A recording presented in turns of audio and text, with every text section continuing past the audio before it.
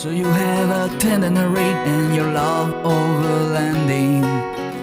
You have plans to do it big on the trails and some super glamping. One ideas, tip, news and reviews. A podcast the first rate and here just for you. You don't have to think about it. Join us and be about it. Something interesting we want to hear about it. Come on, let's talk about it. Welcome to Waypoint Overland's Random Waypoints podcast.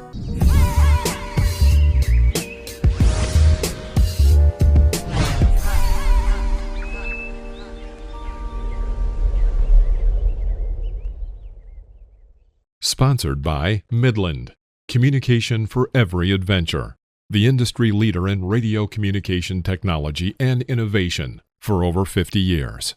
Sponsored by MyMedic. Sponsored by Tembo Tusk. Sponsored by Shower Pouch. Sponsored by BrewTrek. Sponsored by Hard Impact Designs. Always remember, the opinion you follow should be your own. Just consider the things stated here to be a second opinion from a complete stranger online. I got a couple things to make an announcement here because I know we have a lot of listeners that are on the East Coast and there's a lot of people that are maybe in the Midwest. So I just wanted to throw out, I wrote this down here. You know me, I don't write anything down, but I wrote them down. There's 3 events happening coming up in the Overland world. Which we have a bunch of friends at, Phil, by the way. Our first one is September 13th through the 15th, which I believe is this coming weekend, is Overland of America is happening in Oklahoma. And that is their debut year for this event. It looks, from taking a look at their website and the venue and everything, it looks like it could be a pretty darn good event. It looks like they're almost...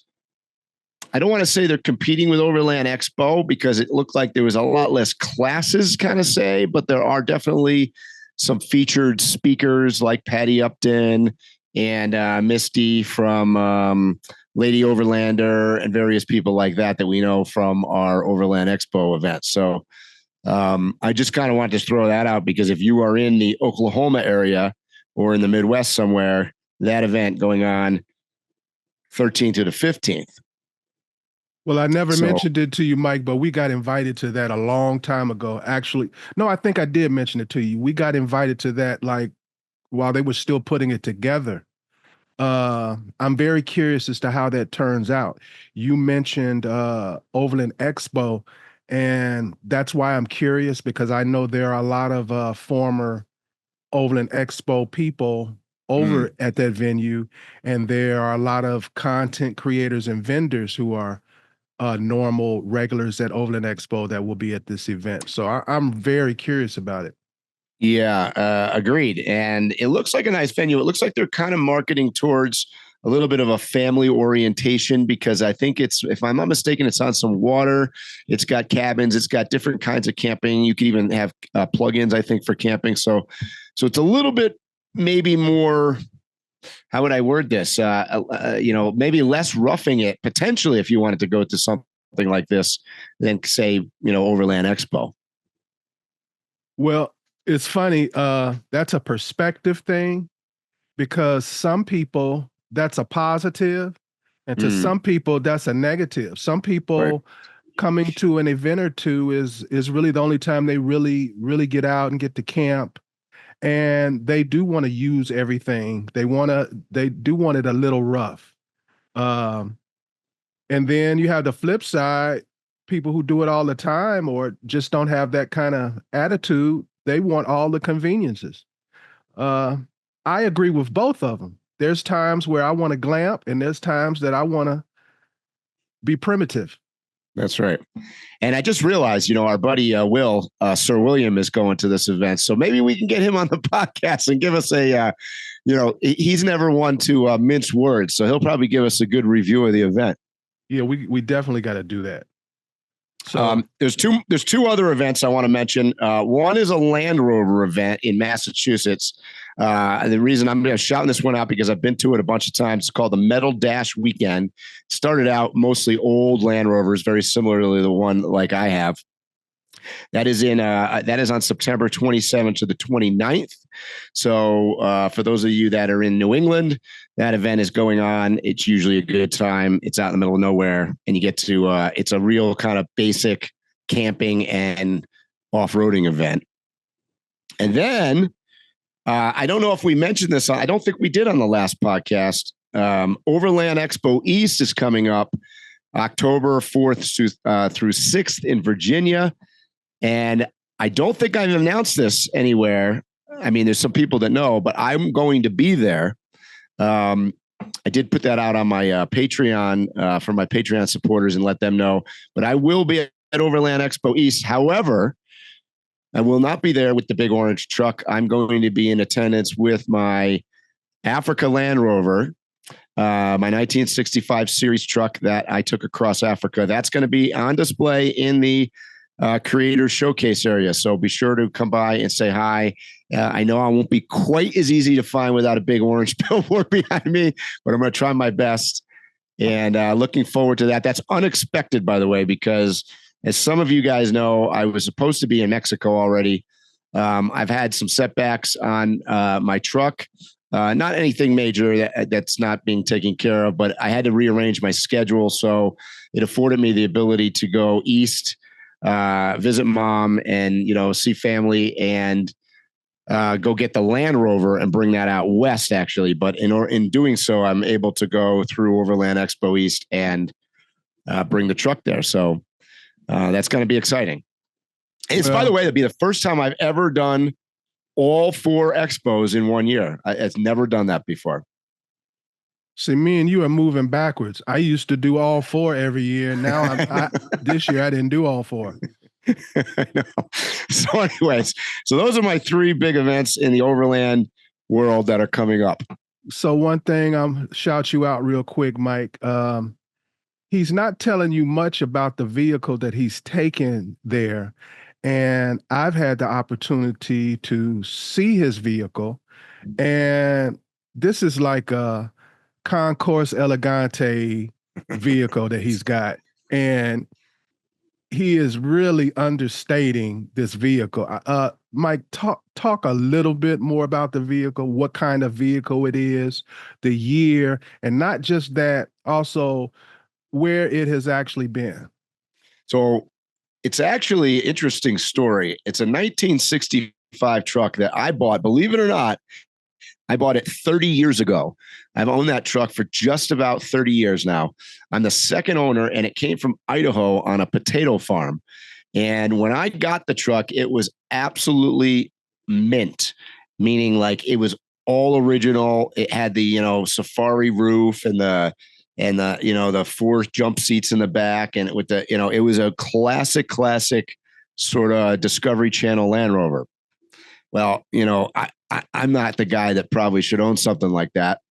And so I had it for a few years. And then, and by the way, I bought that truck because I had spent a year over in Africa, and that's when I learned about Land Rovers. This is how I got into overlanding originally. And when I came back, I searched out a Land Rover. I got to get me one of those things when I go back to the States. I had never really heard of one. So that truck ended up doing in 2001, we did a vintage Rovers across Africa trip, which we took 4 1960s and early 70s Land Rovers. We shipped them to Europe, actually. So they did some Europe and then went into Africa, and we went across the Sahara and down the west coast of Africa. And that's kind of what that truck is famous for. And to be honest with you, it's sort of what kind of originally put me on the map as being in the overland community was this truck. Everybody always thinks it's like these big orange things or even the Jeeps that they've seen me with in the past. Mm-hmm. But really it was the Land Rovers originally. So this truck has been, by the way, it was completely almost destroyed in Africa. It was beat up so bad that I think it took me 6 years. I think it was off the road doing a restoration on it. And so it really hasn't done a whole lot in the last, dozen years or so. So it's kind of its reunion. It's coming out. And I'm not gonna announce all sorts of things yet, but I've got some plans for that truck besides just going to Expo. So we'll stay tuned. Yep, I won't bust you out, Mike, but I think that's bigger news than the news you gave, actually. Yeah, maybe. So we'll see. Mhm. I wanted to mention one other thing I got on my notes here, because you and I like to talk about national parks a lot. I saw an interesting, I don't know if you saw this article, Carlsbad Cavern, which is here in New Mexico, put out an interesting article, which I thought we found pretty interesting. It was called, I think it was called a bag of Cheetos. And somebody had inevitably, it's an interesting story because it's like, you don't realize what your impact can potentially be on both of the environment or national parks or whatever. And if you've ever been to Carlsbad, it's this big cavern, it's underground, and somebody dropped a bag of Cheetos or whatever. And they basically told the whole story about how one bag of Cheetos could change the entire history of that cavern, because it introduces animals, particularly bugs or mold or whatever, that does not exist inside the cavern, which breaks down the natural formations and whatnot inside the cavern. So I found that to be kind of an interesting story. I know you and I like to talk about national parks here on the podcast a lot. Well, the most interesting part to me was reading the article. They spoke about how detailed and intricate it was to remove one little bag of chips. I mean, right. If anybody's watched like CSI or something like that, that's got nothing on all the steps that they took to remove one bag. I didn't realize that the rule there is that you're only allowed to bring water in, nothing other than water. No food, no beverages that are not water. So it was kind of interesting.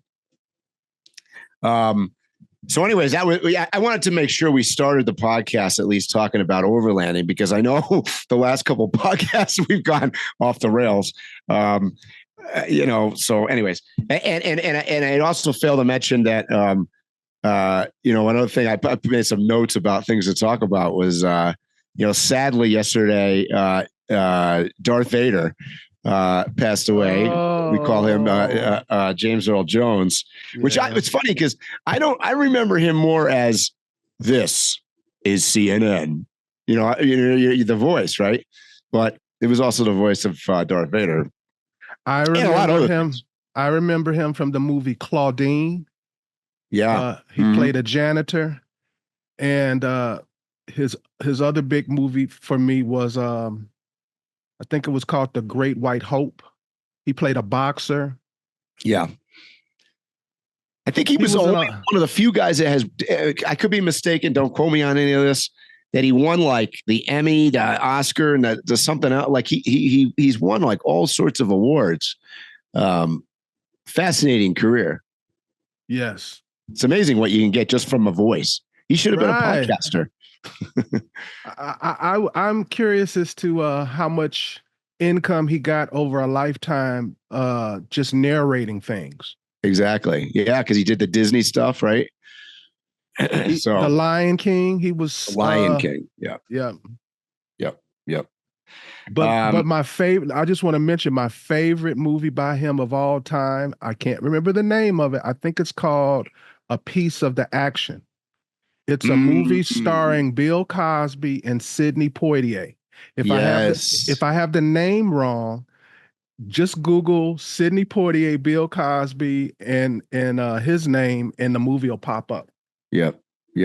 But it's an excellent movie with a moral to it, and you actually have talented people who are funny and can act. Yeah. So, anyways, sad news in that. What else do we got to talk about? I think that's it. We should probably just wrap it up, right? So tonight, it's a big night. Let's be clear. It's Tuesday that we're recording this. That's right. We told everybody last week, we usually record on Tuesday. So what are we going to do different this week, Phil? Well, we're recording two podcasts. One before the debate, the presidential debate this evening, and we will be doing one tomorrow after the presidential debate. So today we are going to give our predictions on what we think will happen, how things will go, what we think each of the opponents needs to do. I'm not going to call them candidates. Yeah. And that's good thinking. And then tomorrow we'll come back and see if we were right about anything. Probably not. See if we're right about anything and analyze what actually happened. All right. So I've never done anything like this before. And No. I'm actually excited about it. I'm kind of excited too, because it's always an interesting proposition when we're gonna say what we think, and we could be totally wrong. And you're gonna be able to watch it and listen to it on the podcast back to back. So we can't hide. So before we give predictions or opinions, let's set the table for this, okay? So first, this is an ABC Disney network that it's going to be on, which is a liberal-leaning company, and it's proud to be woke. Would you agree on that? Yeah. However, the guy that is the two moderators, and maybe you can explain better than I. The one guy, what is his name? David Muir, I think. Yeah, David Muir. I like him, and what I mean by I like his voice. I like he comes across from an anchor standpoint to me as very professional sounding. So does professional for his job mean non-biased? No, not necessarily. However, admittedly, I don't watch ABC as a network. I probably haven't watched ABC in 50 years. So the only reason I see him is clips, right? So I'll see clips, whether I'm flipping through Facebook or TikTok or something. And, I see the clips of his top story or whatever. And that's how I know kind of what he looks like, what he sounds like. And he always comes across as very professional. And let me put that in perspective, in contrast.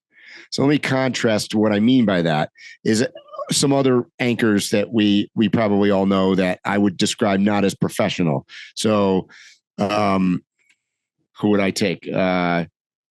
Let's take Fox News, Tucker Carlson. Oh, he's not on Fox News anymore. They fired him.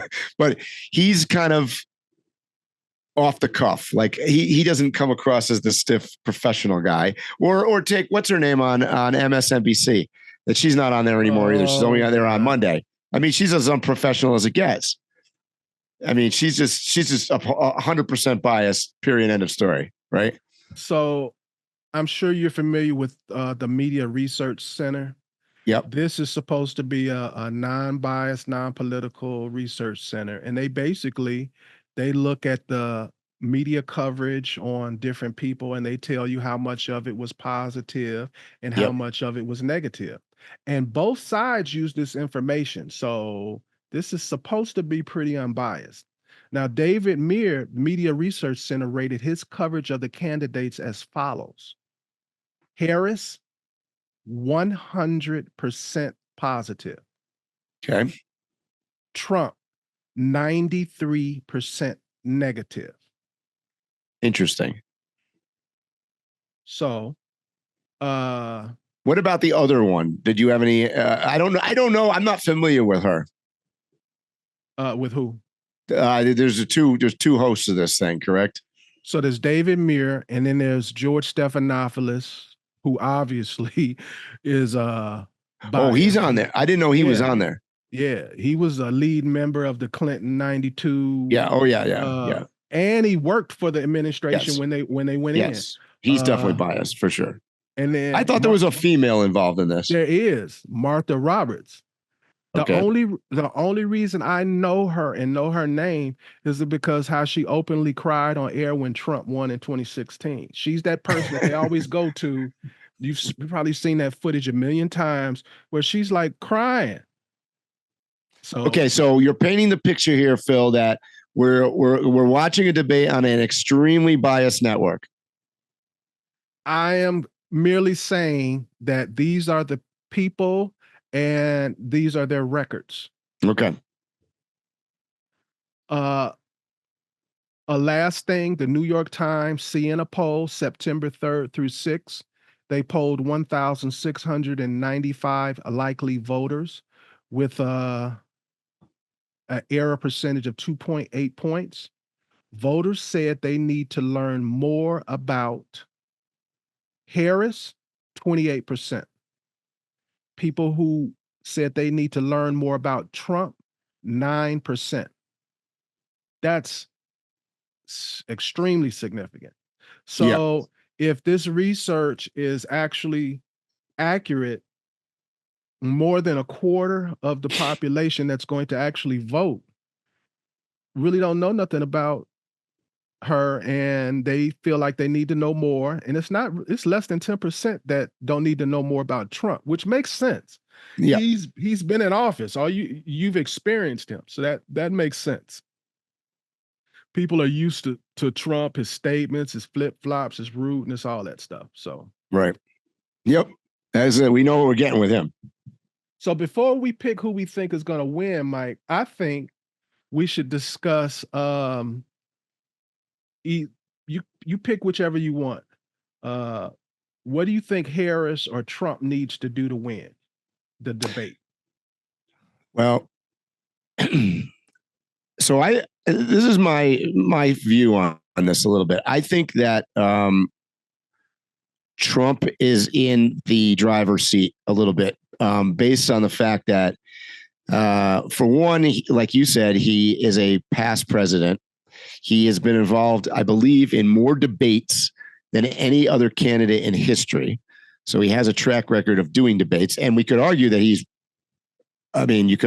won most of them because, you don't end up becoming the president and becoming the nominee for your party unless you won some of the debates. I don't think, and he tortured the Republican candidates in the primary both times, and easily won.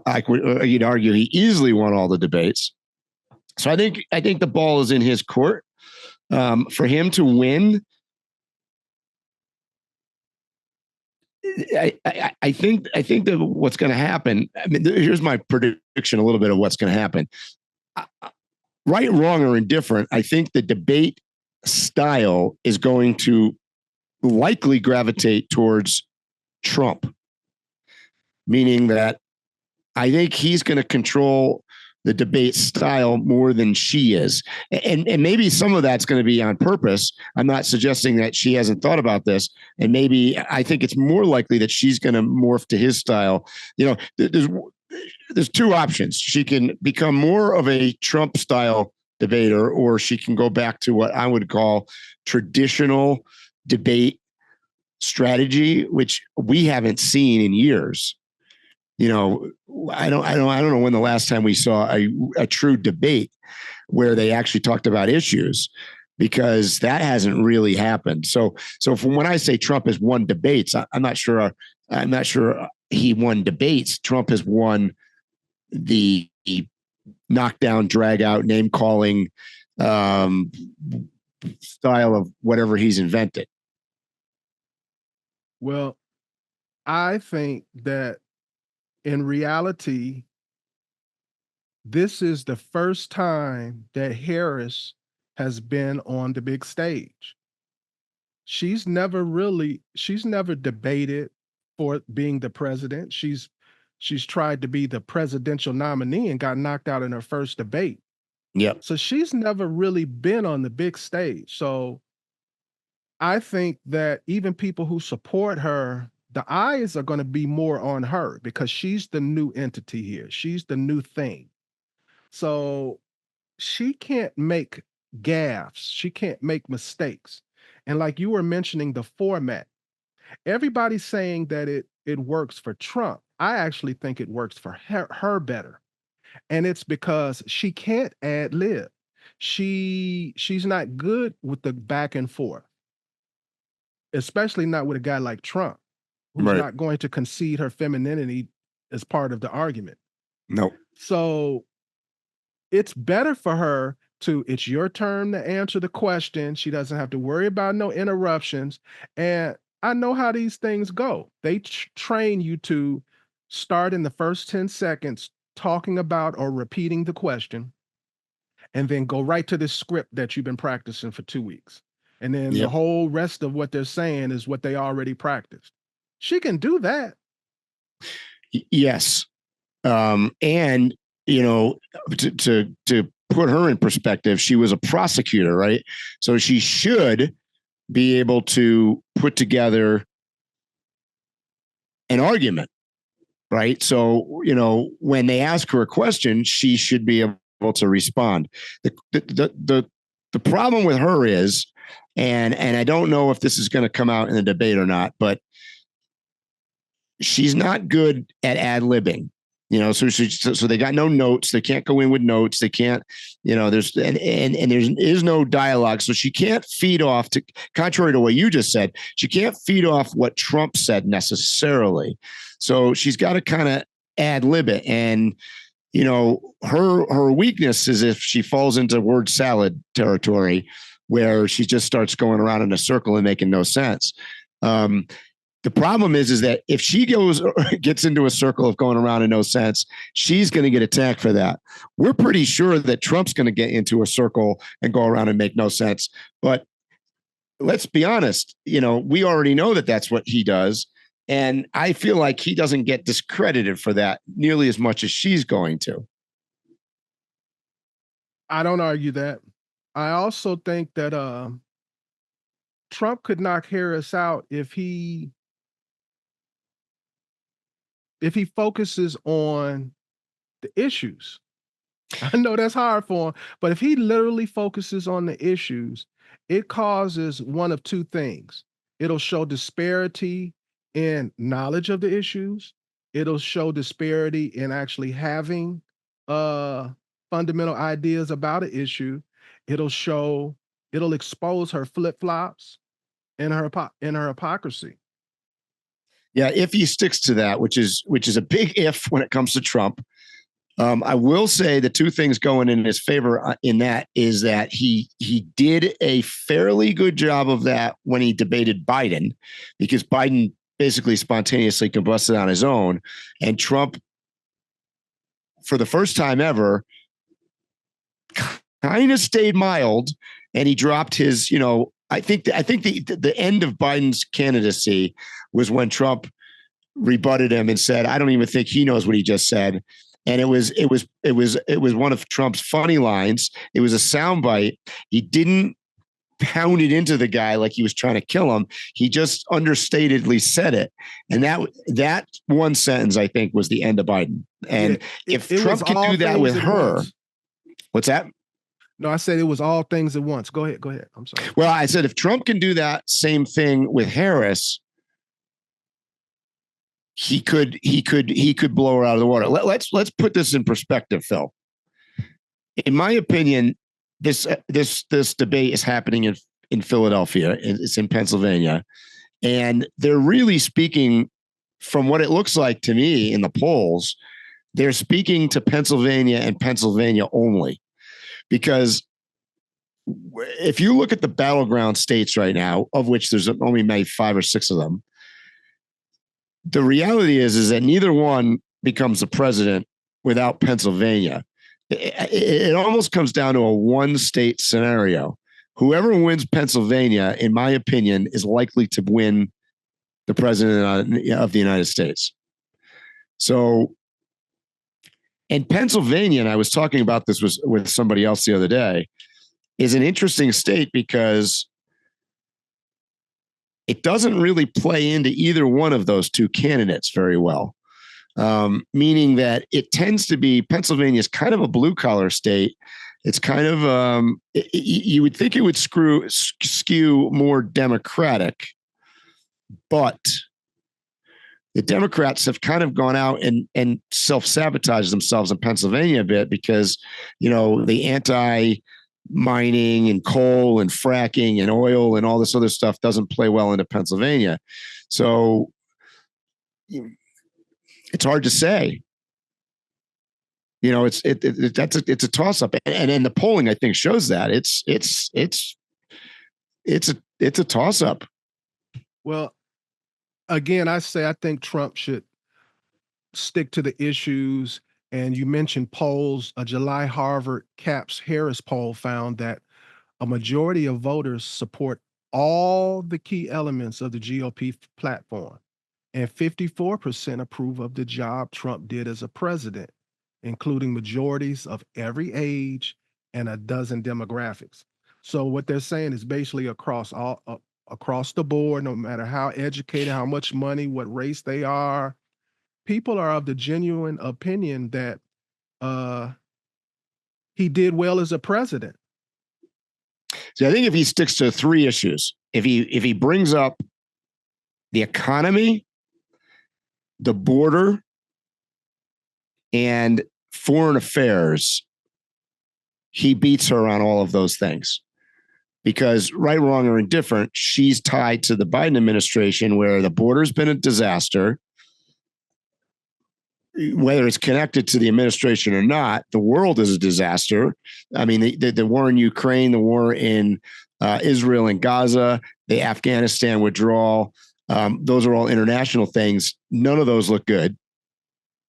And the economy, you can look at numbers every way from that you want to, really. But I think when it comes down to it, how do you feel? Like, that's a feel good thing more than anything. It's not so much the price of eggs or the, what the mortgage rate is or what the unemployment rate is. It's really how does people feel? And I can tell you from traveling around, the gut feeling right now is it ain't that good.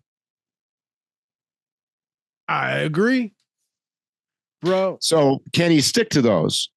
Because then Harris has to be. So what happens is if he sticks to those issues, she's on the defensive. She has to discuss the future. He can discuss the future or the past or the present, but she's got to discuss the future. Yeah, only the future. So it limits her range of topics and how deeply she can go into those topics because she has a track record. She has the most recent track record, which gets me to, if I were talking to him, I would tell him, be very respectful. Not only be respectful, but every time address her as Madam President. So it can really hit home. She's in office right now. All of this shit she talking, it could be getting done. It should be done. It shouldn't have happened. Okay, but I'd like to say something, Phil. You're an intelligent guy. And I would agree with you that he should stay away from name calling and he should stay away from picking on her because she's a woman or because she's, Indian or whatever, all this other nonsense is not related to it. And you're right. He should come across as super respectful. But the problem is we're talking about Trump. I don't care how many of his advisors probably are saying the same thing you just said. I can't imagine that they're not saying that. If he goes off the deep end, I want him to do it strategically. Like if he's going to talk about her sexuality or her race, then make it count. Act confused and say, in order for me to cover certain topics, you guys have brought up race. So in order for me to talk intelligently about them, could you please tell us what you identify as? Yeah. And the problem is he doesn't come across as super smooth with that. And the reality is, I don't care if he does it ugly. Make her answer the question. Yeah. The problem is though, that plays to his base. And those people are already voting for him. The people that are in question are the ones in the middle, particularly in Pennsylvania, like I just said, that are trying to make a decision as to, do I vote for Trump or do I vote for Harris? And those people are going to be more concerned, I think, about the issues and whether what she identifies as is not an issue. I mean, it just isn't. So if they want to pull people from the Democratic Party, it absolutely does. It's an identity. That's all what they're about is social issues and identity. So if you are at the top of the ticket for Democrats and you are using it to get people to vote for you, and if you are exposed to be not what you are or flip-flopping on what you are, that is an issue for people who are maybe actually really considering voting for you. So that's attacking her core people. Let me just try to understand what you're saying. What you're kind of saying is, if he does attack that stuff and she does not do well with the answer, then that is going to affect the voter turnout. Really, what you're saying from the Democratic side. Yes. Yes. So that's one issue. So I agree with you on that. The problem is so would you go after, if you were Trump, would you go after trying to eliminate voters of hers, or would you try to pick up voters like what I'm talking about in Pennsylvania that are somewhere in the middle? They identify as independents. They're not Democrats or Republicans. Those people, I think, is what you saw in that poll, where 9% don't know about Trump, but 27% or whatever don't know about Harris. Because let's be honest, she really hasn't been very clear on her position. She, to this date, don't really have no positions. And that's actually the position she does have positions. She was the vice president. So whatever Biden's positions were, those are her positions. Do you think she's going to use this debate to move away from Biden, or try to? She's been trying to move away from him this whole time. So yes, I do think that. So she's in a situation where if she protects him, then she's saying, yeah, all of this messed up last 3 years that we've been going through, I agree with it. Yeah, my fault. If she walks away from him, she weakens the Democratic platform. She's basically saying, I represent something that's failed. Well, and that's one of the things I've noticed in the last couple of weeks. I mean, if you ask me, I don't know how they're even going to debate. I mean, we talked about it at the top of the podcast, where you've got Republicans that are endorsing the Democratic candidate. You've got Democrats endorsing the Republican candidate. You've got President or former President Trump saying that, he's in support of marijuana or legalizing it in Florida. You've got her saying that, okay, fracking is okay. You've got it almost sounds like the two of them are going to be running together. Like, they've been, Bernie Sanders came out yesterday or the day before and basically said she's going to say anything to win. I mean, I can't even believe Bernie said that, but he basically said, look, she's going to take the position as whatever's going to win. So now we got to go, does she mean it, or is she just trying to get elected? And then we have to actually look at these people who are endorsing people. Like, let's take the top two, Cheney and JFK. What's happening is they have no position in that party if Trump becomes the president. So Cheney is against that. His daughter is still in the beginnings of her career. Yeah. And then with JFK, he had no place in the Democratic Party when he stepped down. So why wouldn't he go for Trump? And they're talking about he's going to have a position on the cabinet. So their opinions and endorsements aren't solely how they feel and nothing like that. It's to prolong their careers and do what's best for themselves. Okay, so the big question then that I guess we have to answer is, who do we think is going to win the debate? I'm going first. Well, I mean, Let's think about it. So what I want to hear is who's going to win the debate, why we think they're going to win the debate, and did they win the debate or did the other person lose the debate? Okay, so I think Harris is going to lose the debate. And the reason is she's just not a talented person all around. She's not knowledgeable about a lot of things. And she's been given this, people are considering her a great debater because of being a prosecutor, where it's a whole different dynamic prosecuting a person that's sitting there. They have to follow the rules. There are people not allowing him to say things or to say more than he wants to say. She's able to push that she's a female and that you have to treat her a certain way back. Those things don't work in a debate. She didn't do well in the only debate she's ever had. She immediately was out on her first debate. She's not a great debater. Whenever there's countless clips where she's talking and she's almost like Joe Biden. She'll be talking and midway switch to another subject. So here's my prediction, bro. Okay. Trump is going to win because he's better than her all around.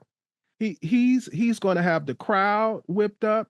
He's going to intimidate. Oh, there's no crowd. There's no crowd. Oh boy. No crowd. Well, that might make it still worse for her. There's nothing new under the sun that he's going to be dealing with. Everything is new for her. And I just don't think she can stand up to it. The only advantage she has is that there's no interruptions, there's no hot mics. So if she can remember the words that they told her to say, she can say her little 2-minute speeches, every time they ask her a question. But I think any intelligent person will read right through that. They'll be like, oh, that was a practice statement. And here's the other thing that I gave you all that information in the beginning. Do you remember last presidential debate, last presidential season, when the CNN was in charge of the debates? Well, what did they do? They gave the questions to the Democrat. Why do we not think that this ain't going to happen for this one? And this is considered a way more liberal, way more woke station. So I want to give what my logical opinion is. I think Trump is going to win, but he's playing at somebody else's casino. That's a good point. Yeah. Yeah. So the format is that there's no audience. There's no hot mic. That's for her. I don't know. I think there's a rebuttal. I think they're going to allow them to rebut what the other person said. I'm assuming that that's going to be set up. I guess we're all going to learn that together tonight. I'm not clear on that. That all works for her. Yeah. Yep. So my prediction, I do believe that it's going to be a fairly close debate. I don't. I also agree with you that I think Trump's going to win. I think that he is. I think what's going to happen is what I said earlier. I think the debate is largely going to take the format of whatever Trump wants it to be. I'm going to go on a bold prediction here. This is my boldest prediction I'm going to make yet. So it's going to make me look like an idiot tomorrow if I'm wrong. I think Trump is actually going to be reserved. And I think he's going to try to follow as closely as his advisors have told him to follow a policy script and lay into actual policy issues. And I think if he does that, I think he wins because she's the incumbent. You can look at it that way. I mean, the policy is she's had the last 4 years to do something. So I think Trump's going to win the debate. And I do think that, you're in order to verify that he wins, you're really going to have to search it out tonight after the debate, because as you very appropriately said, there's networks that are in her pocket. So, I mean, there's going to be a strong motivation from CNN gonna say media. she won. That's and right. Fox gonna say Trump says she won. That's right. That's right. So you're going to really, really have to dig into it and look at some independent things. But I think where Trump is going to win is if let's say you're going to take the top 5 sound bites of the debate. I'm going to tell you that Trump has 4 of them. I think Trump's going to get 4 out of the top 5 sound bites from this event because he is a master at one-liners. You ain't leave me nothing. So my prediction is identical to yours. The only thing that you gave me left was that final little bit. I think he's going to behave basically, but I think still he's Trump. So he's going to have 3 or 4 sound bites, as you call them. I was going to call them dams that he's going to do where his people working for him, when he says it, they're going to be like, damn. That's right. Damn. No, don't do that. And then everybody else will be like, yeah. And I think for the objective viewer, those 3 or 4 sound bites are going to be 3 or 4 little small little nothings, maybe not even 5 seconds long, each one of them. But you're going to see those 3 or 4 sound bites more than you see anything else. So that's why it's hard for me to predict. I think he's going to actually win the debate. But what is actually winning the debate? If his words were stronger than hers, that doesn't necessarily mean he won. Because if they take all of the things that make him sound negative and they keep showing those for the next 3 days in the news and they say he lost, and most people are followers, then she won. I believe that the media can sway people. Oh, for sure. I mean, unless you're dealing with what we saw with Trump and Biden, where it was a total train wreck, generally speaking, the people that are already supporting Harris are going to say she won, and people that are already supporting Trump are going to say he won. I mean, unless there's some radically, disaster that occurs. In the case of where it was Biden, it was so bad that like even people that were Biden supporters were like, oh God, They've oh God. set the bar so low for her that all she's got to do is basically breathe, not sound like an idiot. Yep. That's hard for her. And they're going to be, she's so presidential. I promise you that's the word you're going to hear on every liberal station. Well, she's proven how presidential. Well, her presidentiality, it's going to be presidential. Yeah. If she can do that. Yeah. And that's the key. So if she can, the only way that she pulls out a win is if she is very clear, in my opinion, sticks to issues, is very clear, does not enter into any kind of word salad. And well, that's hard. She's a word salad person. She's like a words. I mean, you could literally be talking to her about anything, and she's that type of person. If she laughs, but once, she loses. That's what I'm telling you. If she laughs a single time, she loses. Okay. She got the worst laugh of any human being on planet Earth, and it's not in no way. I kind of agree. If she laughs at the wrong time. I think if she laughs at all, that's her problem. It's just like, but she could pull if she really, really, really, like you said, is forward facing and sticks to policy. But I would have thought that would have happened already. And you got to remember, her team has not allowed her to speak to anybody. She's done one interview with her vice president, recorded on a softball network. That was crazy. And she's never had a press conference. She hasn't done anything. If there's no more clear indicator that she cannot speak, then write me a letter, guys, or send us a DM. But she's not proving that she can speak, unless they're just trying to keep this a secret from us, and she's going to come out and blow everybody away at this debate, which I don't see. So, Mike, I'm doing this live. I'm going to Amazon.com. That's where I get my groceries from. Yep.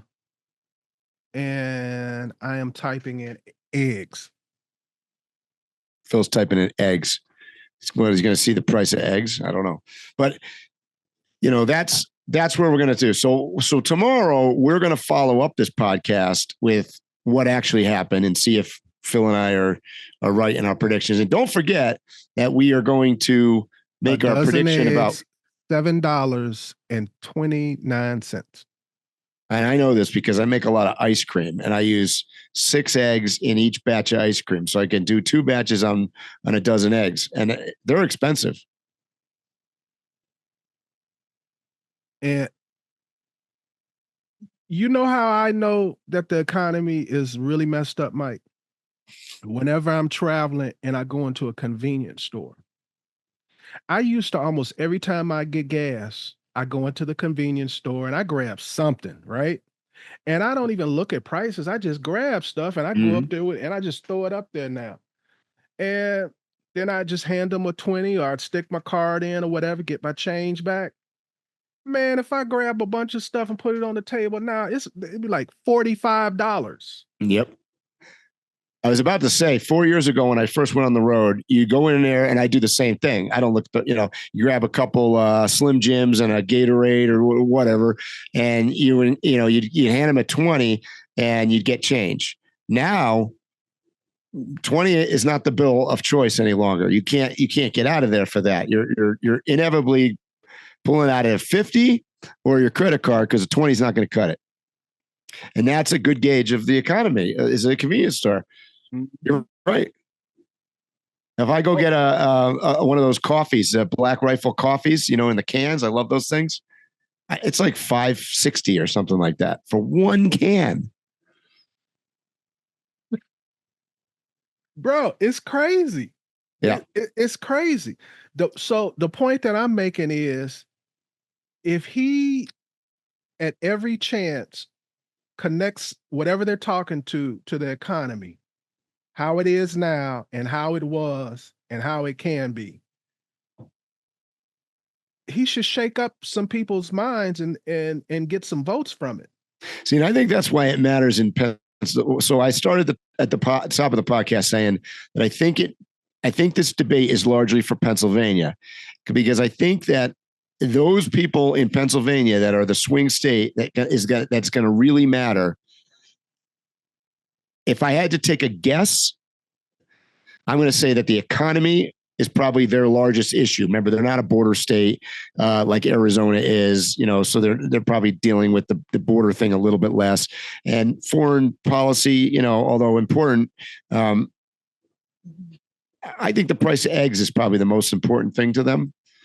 And I think that that's probably where both Harris and Trump should stick to, and argue their points about how they're going to make these people have a better life and not spend $40 at the 7-Eleven when they go in, and I think that's what it comes down to, because I think that's what people care about.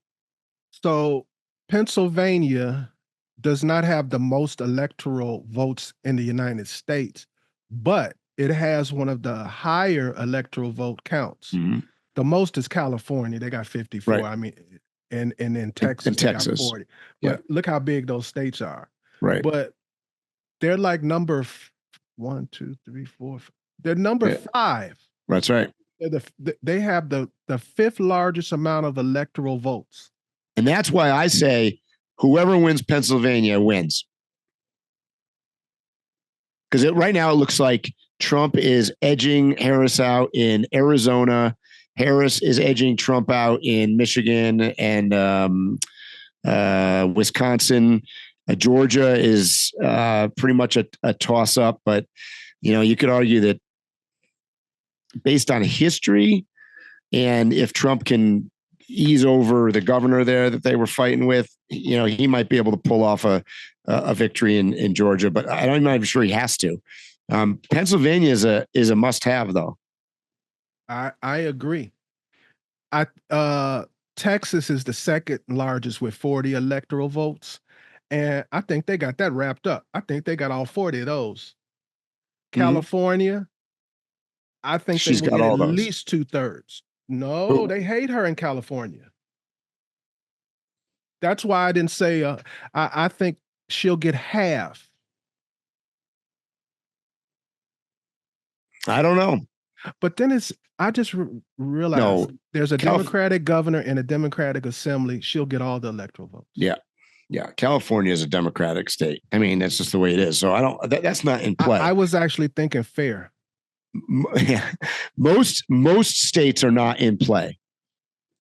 There's really 5 states that are in play. And, even in those 5, I don't know that half of them matter.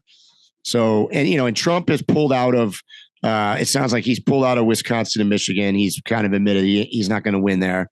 Originally. Is U.S. Steel out of Pennsylvania? Yeah.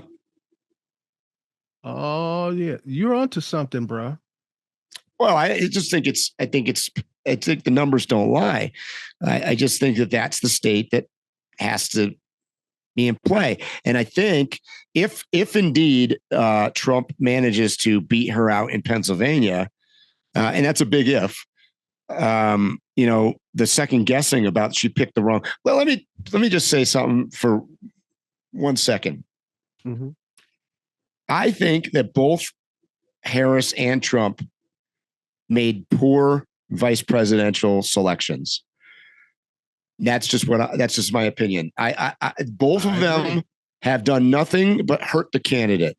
I don't see how either one has helped them at all. And they both arguably have had their fair share of idiotic things. So I think they were both bad choices. And if indeed Harris loses Pennsylvania, it's going to come back to she should have picked the governor of Pennsylvania because he's super popular. Well, let's talk about that, Mike, because I think we've beat this to a pulp. I'm going to share with you, and I'm going to do it online. I'm going to share something that I generally keep to myself, a thought that I have. Golly, what was you just saying, Mike? I said the 2 vice presidential candidates were bad choices. Oh, yeah. So here in America, whether you're an alderman, a city councilman, whatever, all the way up to president, if you get any kind of benefits or special treatment or anything that's connected to you being in that office, we beat you up about it. We kick you out of office. We ruin your life. We cancel you. And it is my belief that that is the downfall of American society. Agreed. The most qualified candidates, they do not run for president. That's right. Clearly. Because they would never slum it and take that small itty bitty salary and be treated like a peasant. Because you go to other countries, if you are just in charge of the police, people aren't looking at you crazy when you get certain benefits outside of that. France, whatever the guy's title name who runs France, historically, whoever's running France, he's got a mistress and all kinds of things. My point is that I feel like if the person makes it all the way to the president, if he's the qualified person for that office, he is supposed to get some stuff you can't get and be able to do some stuff you can't do. Yeah. So it's not appealing to actual powerful people. It's not appealing to people who are actually smart enough to do something in that office. Absolutely. Agreed. Oh, I thought I'd get some. Oh, no, you're totally right. I mean, I think that highlights where we're at as a society in America right now is that our politicians and all of the choices that we're voting for right now are, I mean, average isn't even a good word. I mean, average at best. I mean, let's face it. I would wager that most people are voting against the other side and not for their own side. They're voting against something or something they don't like. I agree. Instead of picking the best of 2 candidates, they're picking the best they're kind of picking the worst. They're picking the worst of their, but it's better than the worst of the other side. So, I mean, that's kind of where we're at. I mean, I think I said this before on the podcast. All the candidates that have come up so far in this election cycle have been mind-boggling bad. Well, I don't believe in the political system, and you're kind of touching on the reason why. And that is because, okay, this country has been around for 200 plus years now. Yet we every 4 years are fighting very basic social issues. We should be beyond, we should have all the social issues covered like 100 plus years ago, and we should be on to other things. The economy shouldn't be one of the subjects. It should be the only subject. We shouldn't be having all of these social issue discussions that we have. I mean, think about it. Trump just said he's going to support marijuana in Florida. We're having this conversation. This is not a conversation we'll be having. This should have been federally legalized decades ago, and this should not be a platform of being of something that's being discussed in an election cycle in 2024. This is absolutely crazy. And here's the irony of all of that. If you're not recognizing that they keep you focused on social issues, then think about this. Roe versus Wade, the Supreme Court made a judgment on that back in the 60s. Yep. How do we come and how are we back to that again? Now, I'm not saying I'm for or against it. I'm just saying the way I thought it went was once they say it's A or B, it's A or B. There's no coming back and putting it before the court again. And 50 years later, we're talking about it again. So I'm not using that issue. I'm using how the issue was treated. So that can be done with other things. And it has been done with other things where there's a law, then they take the law back and then they add the law back. They're playing a game with you. They're literally having you fighting over these little peon subjects instead of having you focused on the main things, because that's where they're robbing you. Yeah. That's agreed. Opinion. I agree, Phil. So we're going to see you guys tomorrow back to back with this, right? We're merging the podcast into one podcast, I think. I don't know what we're doing, bro. So you're going to hear us making a prediction, and then 5 minutes later, you're going to be hearing us talk about it and whether or not we were idiots or the brightest guys on planet Earth. Well, Phil, we're checking in here on day 2 of our podcast, the post-debate coverage, let's call it. So yesterday I wore blue, and I made a point of today wearing red. That's today. I don't know what I wore yesterday. I'm wearing blue with a flag, though. I got a flag on here. So this is Wednesday that we are recording after the presidential election. Right. So for those of you that are trying to understand what's going on, the podcast part that you just listened to was Tuesday recorded before the debate, and now we were doing what's called this. What do we call this? Extra innings, maybe. Extra innings here. We're going to add to the length of the podcast. I like that. Okay. Before we get started, I want to address something from yesterday when we were recording. You asked me about the Tyreek Hill incident, the football player. Yes. And I really didn't want to talk about it. And I'm glad that I didn't talk about it because, one, I had not watched any of the video. All I had done is, like a lot of us do, we read some articles, but we just glance headlines of others. And we assume by reading the headlines, we know what happened. So, like I said, I'm glad that I didn't speak on it because I have a very, very different thought process about this and opinion. F. Tyreek Hill. I want to tell you a little story real quickly, Mike. Sure. When I was in grammar school, there was a boy, his name was Darvin. people used to call him Little Darvin or Lil Darvin because he had a petite frame. And we were in the auditorium. I don't remember what the event was, but we were in the auditorium for some kind of presentation. And one of the biggest guys, and just for detail, this was, I believe, the first or second grade.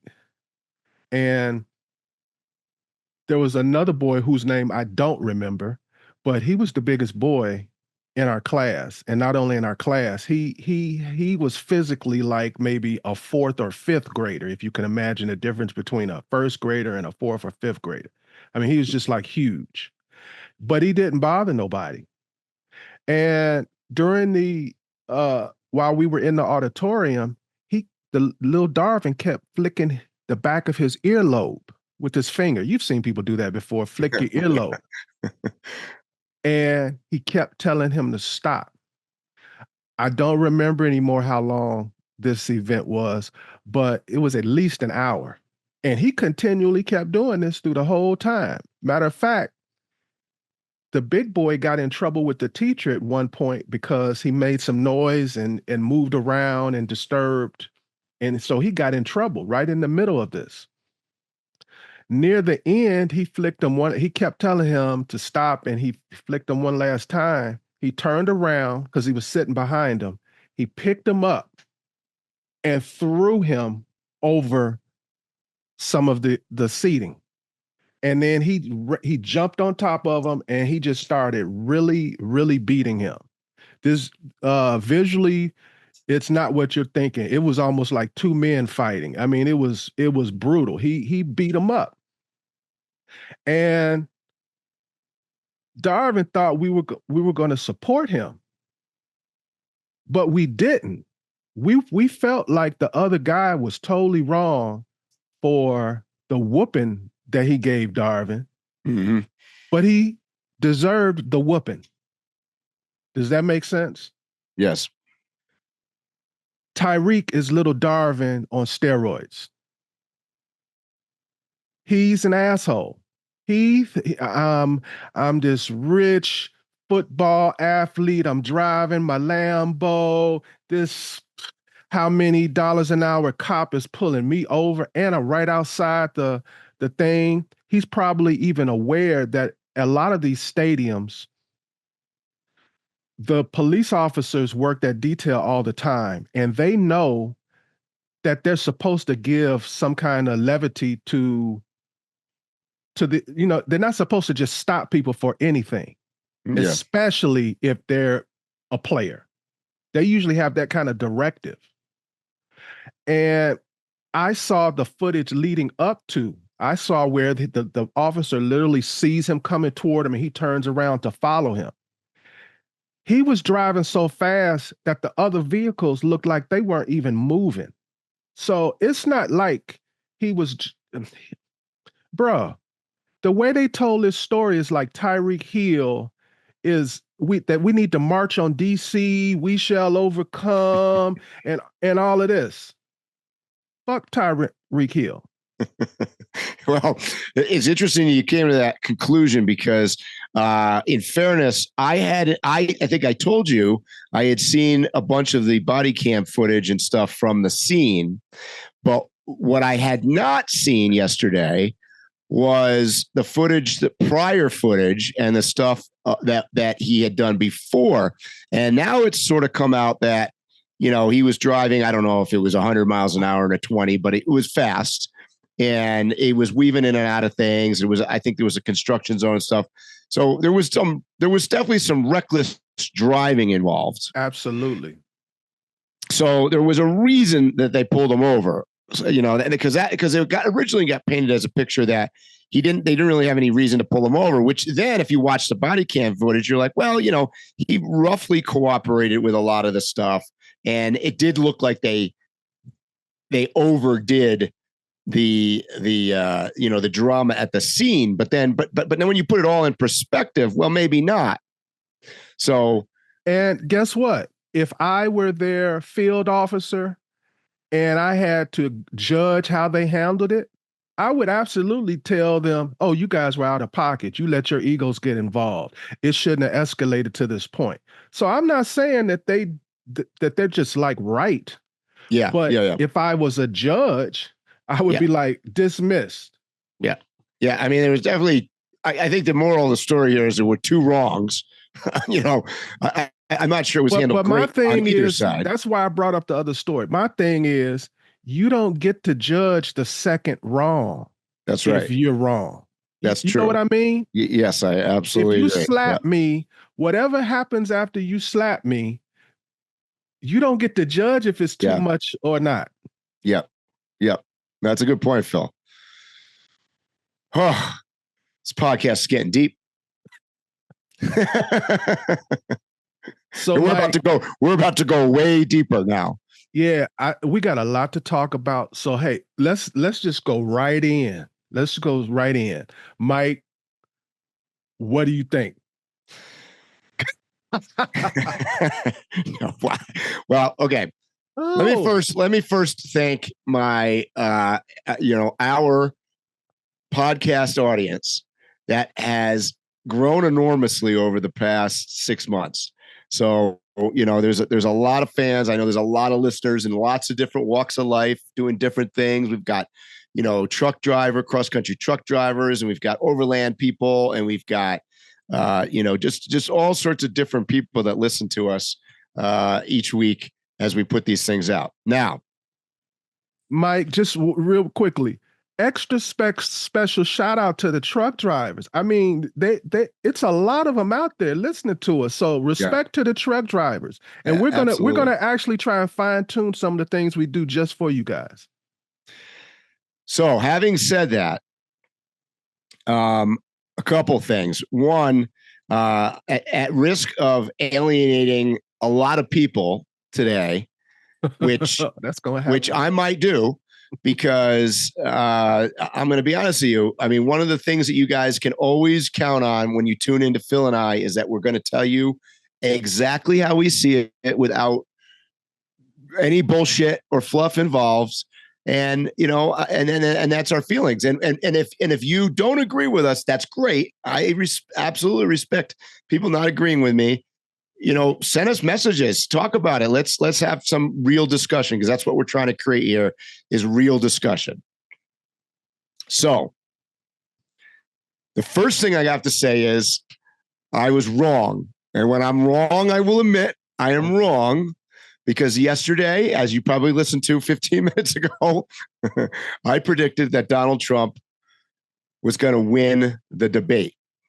And we loosely define winning as, maybe you've got to take people that are going to say he won regardless, and you're going to take people that say Harris won regardless, and blah blah blah. Let's cut through all that. But what I'm going to go on is my feeling of what I saw.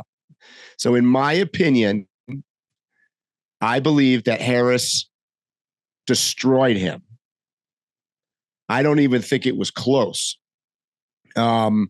And I'm going to tell you, largely that was done by using the Donald Trump playbook. She played right into, so the question was, before we went into this debate, was she going to go back to a more traditional debate style, or was she going to play Trump's game? And my answer to that is Harris played Trump's game. She came right out swinging.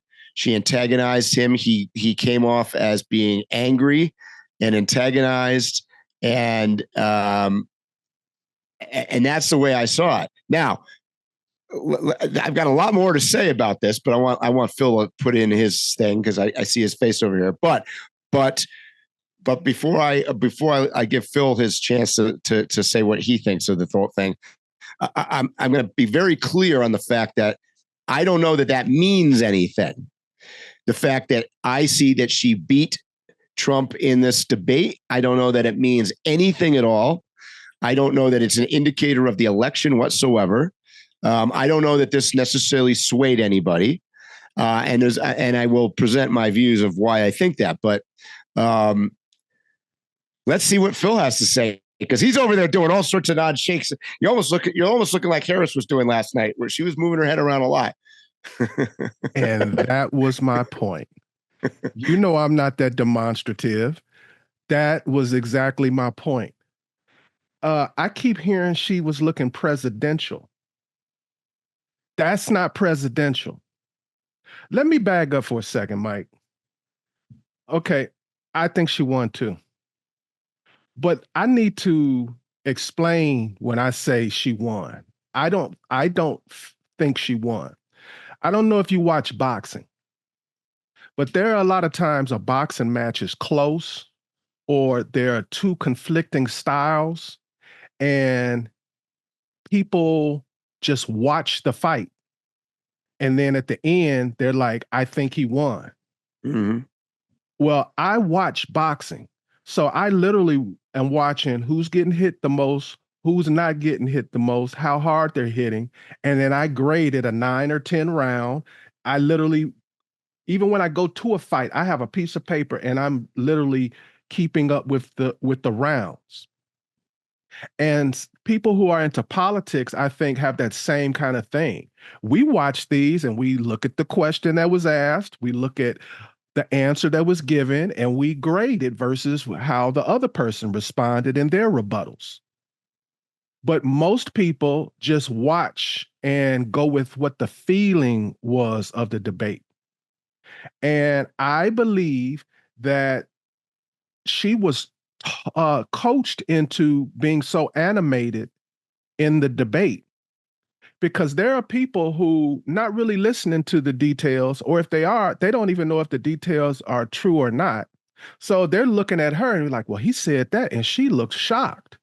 I don't believe him.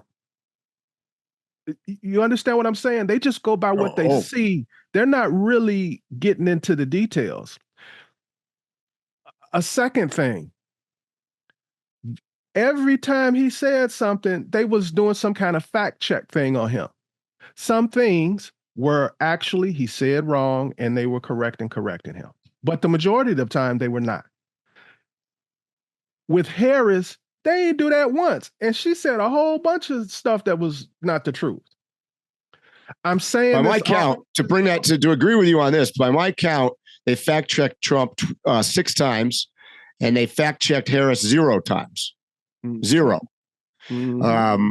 And you bring up a point here. It was one of my things to mention, but in my opinion, the moderators of this were terrible. And the reason I say that they were terrible is because they're supposed to be moderators. They're supposed to ask the questions. If they had stayed out of it, because the problem is now this has drawn attention to ABC and to them as being biased. And if they had not fact-checked anything, and I agree with you, Phil, there's a couple things they fact-checked that, first of all, there was a couple things they fact-checked that were unnecessary to fact-check at all. It was, and then there were a number of things that Harris said that went unfact-checked. In fact, I made a list. There's a whole mess of things that she said. By the way, for the record, neither one of them answered diddly shit for questions. They didn't, and this is why I say she played to Trump's style of a debate. Neither one of them answered a single question, I don't think. Literally. She wasn't just copying him. I'm telling you, she was coached. Hers was more scientific. And like, for instance, I made the point of how demonstrative she is.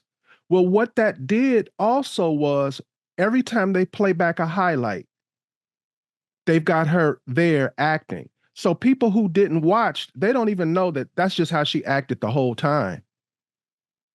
And that's the thing is, so I think what we got out of the debate as a whole is that the moderators asked some questions that they immediately both went and answered whatever they were going to say. Well, unfortunately, what happened for Trump was she took the lead from the beginning, diverted a question. Okay. No, she diverted a question and then attacked him, got under his skin. And from that moment forward, they both played that same game of they're lying, they're whatever, they're just arguing back and forth. And by the way, there was moments where they didn't turn off the microphones like they said they were gonna. In fact, there were a couple times where they were talking, you could hear what they were saying even when their microphone wasn't on. No, they were off. It was just the other person was speaking loud enough. Maybe they were definitely out, because I was part of my segment is going to be about audio. I even talked to some audio professionals about particular things about this. They didn't do that. I thought there was one time that they were both arguing together. Maybe there was one and they didn't click them over quick enough, but that's the bro. I want to diss them. They but that's one of the things they did get right. Yeah. So you were talking about answering questions out the gate. Harris, the very first question they asked her, and when they asked it, I was like, oh, maybe they are going to be kind of fair and everything. They asked her, are Americans better off now than they were 4 years ago? She started talking about her middle-class life, and I mean, she never even came close to bringing it home. No. I don't know that there was a single question the entire night that was actually answered by either one of them. I mean, that really, if you go back and look at every single question the two of them asked, I don't know that any of them got answered. You remember yesterday when I was giving you the stats on David Muir? Now you see what I'm talking about? Trump said he made a statement in jest and being sarcastic, and David Muir said, I didn't detect the sarcasm. Yeah. Exactly. But so here's the other thing. By the way, sarcasm police. How do you judge whether he was being sarcastic or not? I'm glad you bring this up, Phil, because a couple times that's just not professional. You're right. It's not professional. But on top of that, I don't know if you've noticed, I don't really understand why they run with this kind of debate format, meaning that they had two moderators on there. Okay. Now, maybe I live in a cave, but I had no idea who this other chick was that was moderating. And to be honest with you, I'm not sure Harris or Trump did either, because I counted Trump, I think, said David's name 3 times. Mm-hmm. And I believe Harris said David's name at least once. I don't think either one of them said her name, because I don't think they knew who the hell she was. I've seen her on news, but she's not like an anchor or... No, she's like the B team. She's the weekend World News Tonight anchor / some digital bullshit, whatever. Something I ain't ever watched. And nobody else in the entire country has watched either. So she's non-relevant. And my point to the whole thing is, he's the professional. Whether he's biased or not, I don't disagree with you. But he's the professional. He's the face. He's the guy that everybody knows. Why didn't we just have him asking the questions? I mean, I don't even understand why she was there. I mean, that's just an observation, really. I'll tell you why. Because ABC's trying to market her. This is a whole marketing game. They're trying to market their news program and bring in a relatively unknown face, I guess. And you also have to understand, it's ABC Disney. So they have openly said that there's a push to have women in roles and be seen and things like that. I ain't got no problem with that. But I believe that's what that was. I believe what you said, they are trying to pump her up, but they were like, we can't just have a man. I'm surprised they didn't have like a man, a black woman, and, somebody from the LGBTQ. I thought that's true. No, I'm not joking. I thought. I know. I know. That's the sad part. But let's get back to so my opinion is Trump lost. He lost largely because she got under his skin, because she was very well coached. She didn't do word salad very much, because she basically stuck to a bunch of talking points that had nothing to do. But I think what her coaches told her, she was insulting him more than anything. Exactly. Go out on the debate stage. Doesn't matter what they ask. Don't even listen to the question. Just go with what you memorized.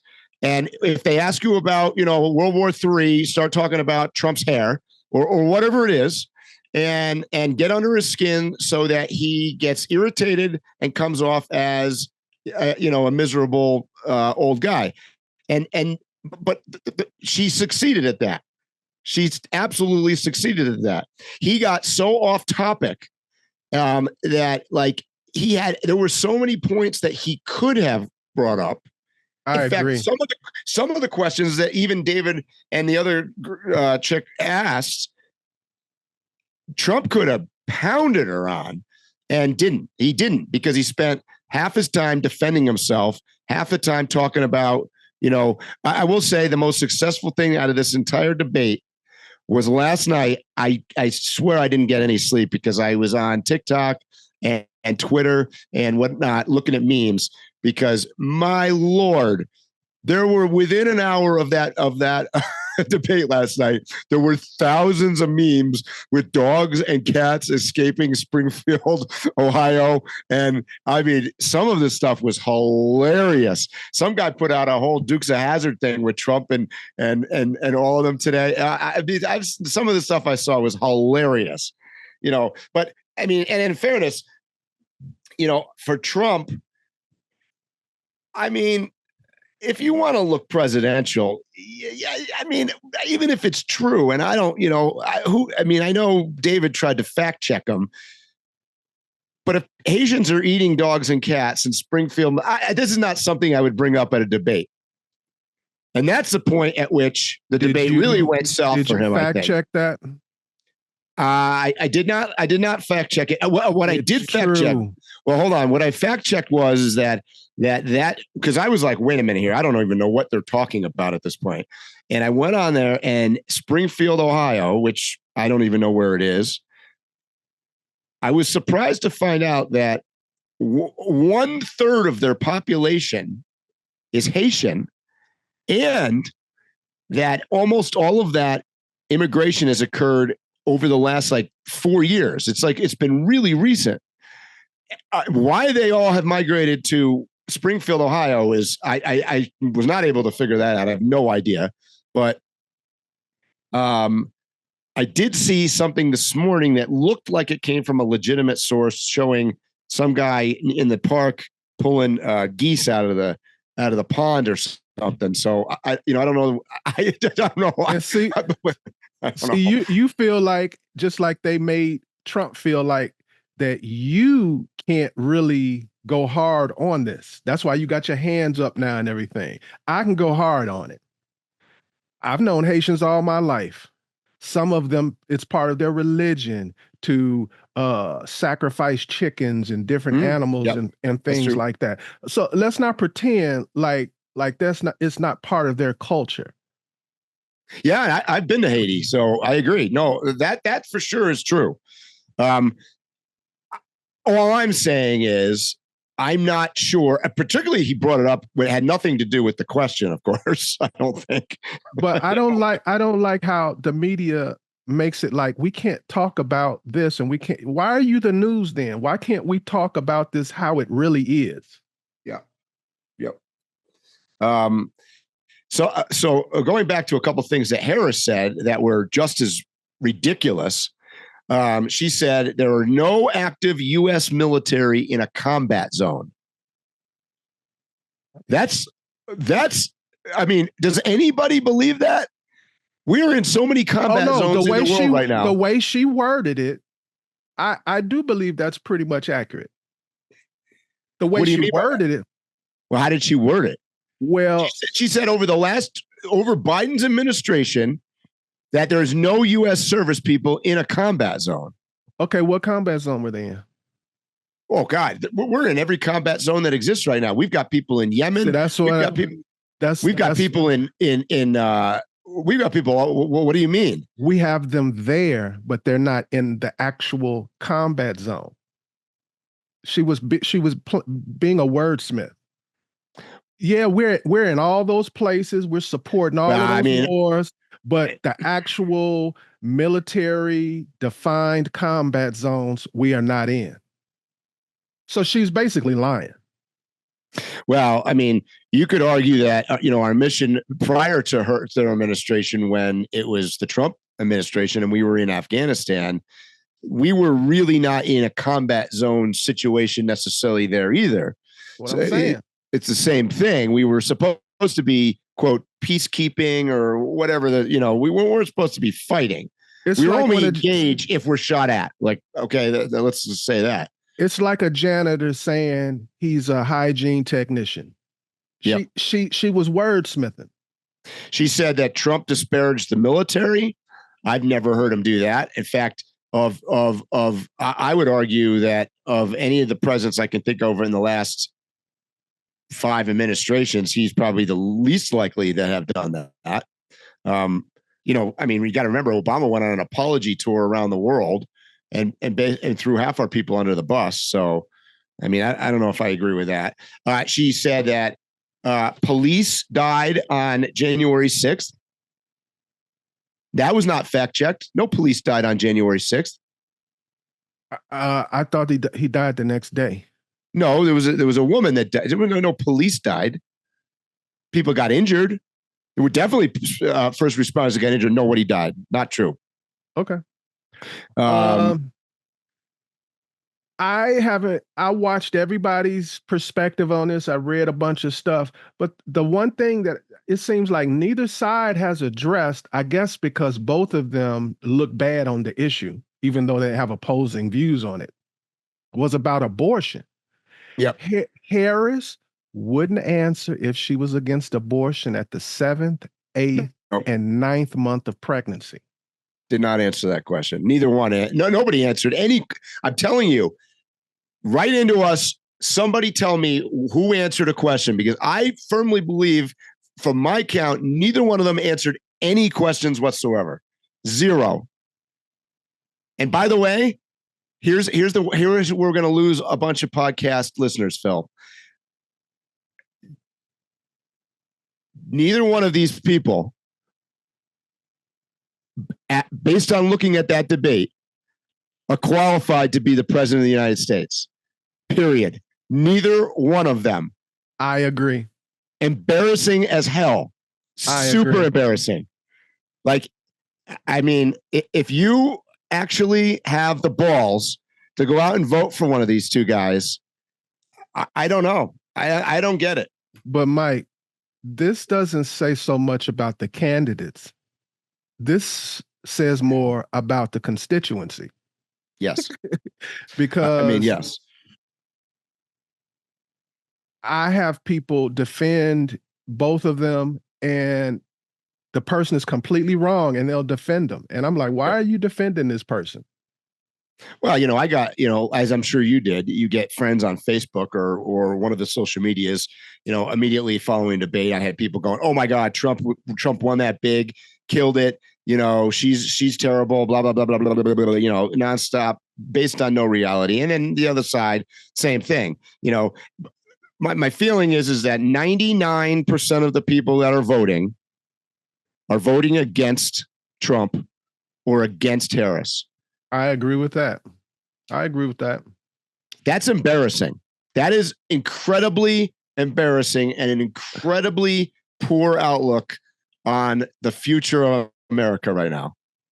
So there's a debate tactic that I've noticed that's happened in every presidential debate. And again, like I was saying, it speaks more to the people listening than what's being said. I remember all the way back when Barack Obama was being asked a debate question against Hillary Clinton about, I don't remember the exact situation, but it was something like, what if the Taliban, blah, blah, blah, or something like that. And he was like, he would talk to them. And then everybody made it like that Hillary made this chess move by replying that there would be all these preconditions that had to be met before you could come talk to me. And so it sounded cool, but if you're the president, it's no different than if you're the head manager of Target. If it's a big situation, you're the man to talk to. And he's the president. That if he decides he wants to talk to somebody, he's supposed to have that freedom. Yeah. Harris was criticizing Trump for meeting with the Taliban at Camp David, but she was earlier asked about the withdrawal from Afghanistan under her administration. and she was disappointed with anything. I'm sorry, she wasn't disappointed with anything.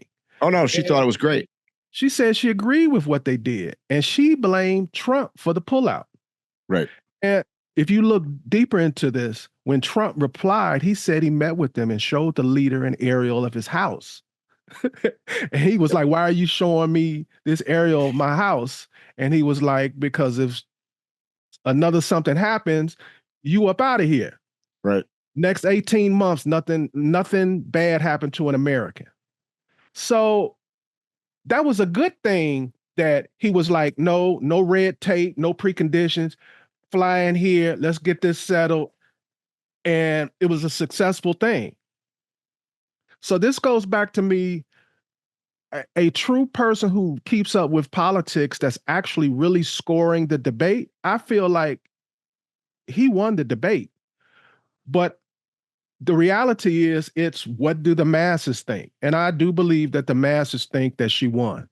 Well, let me rephrase what you just said, kind of. I think what you're saying is, I'm not sure you're saying he won the debate. He won the policy and some of his answers to questions that weren't asked were better than what she said to questions that weren't asked. I'm saying that, and I'm also saying that a lot of the things that she was dissing him about are actual presidential things that he did. I was like, oh, wow. He, because when you look at the story, you're like, wow, he didn't bother with all of that normal political stuff. He handled it. That's a good thing. Yes, exactly. Another example of that was she didn't answer a question and she made it, I think she lied, but it was very, very obtuse, let's just say, about whether or not she's ever met with Putin, because she went on and on and on about talking about meeting with Zelensky. And the bottom line is, look, if you're going to try to avoid a war, you got to meet with both of them. You got to put them both in a room. So nobody's off the table. And that's why when asked, Trump said, well, look, I'd end the war before I even took office. Well, in my opinion, he's got a better chance of doing that based on his policy thought than she does, because going over she kept reinstating it a million times over. We're going to go support our friends. We're going to support our allies. We're going to support all this, blah, blah, blah, blah, blah. But that's not how you stop the war. Well, that just made me think about when they were talking about Putin and Ukraine, and she tried to make Trump look bad for wanting peace. Right. And to walk away. Matter of fact, it sounded like it's so much that it almost insinuated that we are behind the war. I can't think of the correct term for it now, but I mean, in some ways we are. We're backing. Well, I know we are, but the official presidency has not admitted to it. But she almost basically said that. Yeah. Well, because I think a proxy war is the word. Proxy war. If you read between the lines, she seems to be favoring the only way to end that war is that Ukraine has 100% of their land, 100% sovereignty. Russia loses and backs off and goes away. And that might be the moral high ground, if you will, but that's not reality. That's never happened in history. That's not how we do things. Sometimes you've got to make a deal. Sometimes we might have to give away some land. Maybe we have to. Who knows what the treaty looks like? Look at Israel as an example. That the entire territory is based on a cut up by treaty, right? Mm-hmm. So, she's taking a one-sided approach where I think Trump legitimately is a wheeler and dealer and is trying to take, regardless of whether they're bad on one side or good on the other side. And by the way, in my opinion, you're dealing with bad guys on both sides of that conflict. So I'd rather have his policy. No argument here, bro. The bottom line, that one of the things that strongly stuck out to me, and I don't think most people picked up on this because I'm not hearing this conversation, but it seems as though if you're defining thing is war. If you're a person that's against war or you're for war, if you're for war, Harris. If you're not for war, Trump. Yep. Which is ironic because and there's actual, and you don't have to even go by what they said. You don't have to go by what they say they're going to do. He has a record and she has a record. Yep. His, no new wars. Hers, all kind of wars. Yep. Yeah, and that is probably should be being talked about because that is kind of true. And I think largely some of that is because her Biden administration is soft. So there's no incentive and there's no deterrent. The world lacks a deterrent. We don't have a strong leader. And we have a vacuum going on right now. Trump's only, we talked about yesterday before we went into the debate, it'll come out with some one-liners. Well, Trump had a couple one-liners, and one of them being, Biden being asleep and, questioning whether Biden was even the president right now, which, by the way, is a legitimate question, which, by the way, the moderators didn't address either, because, for months and months and months, we were led to believe by Harris that, Biden is perfectly fit to serve, blah, blah, blah, blah, blah, all this stuff we heard. Well, she hasn't answered to that. And I loved how Trump closed, and he put it out there. If you really want to close the border, all you have to do is wake up Biden at 4 p.m. tomorrow and have him sign off on it, because it's true. Sadly, we do everything by executive order. But the thing is, a lot of the things that she was saying I'm going to do in the next 4 years, you done had 3.5 years to do it. And you got a few more months where if you really in your heart wanted to get it done, you got a pen. Yep. And that's why I feel like neither one, to me, from that debate came across as somebody I want to be president. Unfortunately, the temperament involved with both of them wasn't that great. Trump got pissed off. He was clearly agitated. She attacked his narcissism or whatever it is. But on the other side, she's doing this and, she is the last person that I want meeting with a foreign leader. And I want you to speak on this. I'm going to start. Maybe you'll feel differently. But other cultures, especially world leaders, they are not going to respect her. And it's not simply because she's a woman. That's a lot of people's first thought. It'll definitely weigh in, but her mannerisms, the way she talked, there's nothing about her where she's going to walk in a room and get the respect of those other leaders. That's why a majority of presidents have been over 6 feet tall. It's presence. I'm not saying that that's how things should be, but people go off of presence. And when she walks in the room, the only fear they'll have is of her military. And these guys have egos. They're beyond egos. They are the ultimate narcissists, these leaders. They will not accept any disrespect, public disrespect. They will do things that they may not have done with a man because they can't be seen having this done to them by a woman. Did that make sense? Yeah. I mean, I would take the woman thing out of it totally. Based on the fact. But it's a fact. It's a fact. No, it's a fact. Other cultures. It's a fact that's got to be overcome, which many leaders have, because we've had female leaders from other countries that have overcome that by being very, very tough. She's not tough. I agree. And that's what I'm addressing. Yes, I agree. She is like traditional American feminist female. And that don't jive with no other culture outside of America. Yeah. The one thing that Trump beat her on in the debate by leaps and bounds, he has a much better, even when he got rattled, he has a much better poker face than her. She cannot hide emotion at all. I think they told her to do that, bro. Like I said, because every sound bite when he's talking, she's looking like he's crazy, and that's a lie. And more people will go off of her facial expression than actually listening to what he said, fact checking it, or any of that. Yep, but that's why she won. That's what makes her non-presidential, though.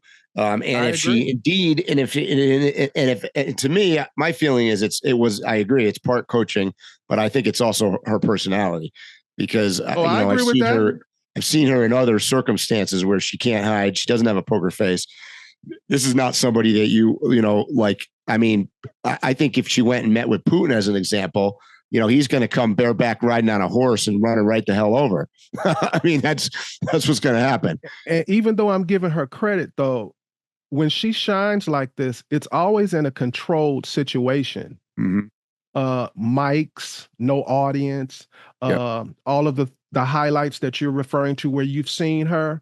It's some kind of thing where she's in a prosecutorial position where there's a bailiff, there's a judge, so she can control what you say, how you answer, or whatever. She can't freelance. And that's what I'm talking about. So if she's in a room, because they like to say stuff like the G10 or the G17 meetings and like that.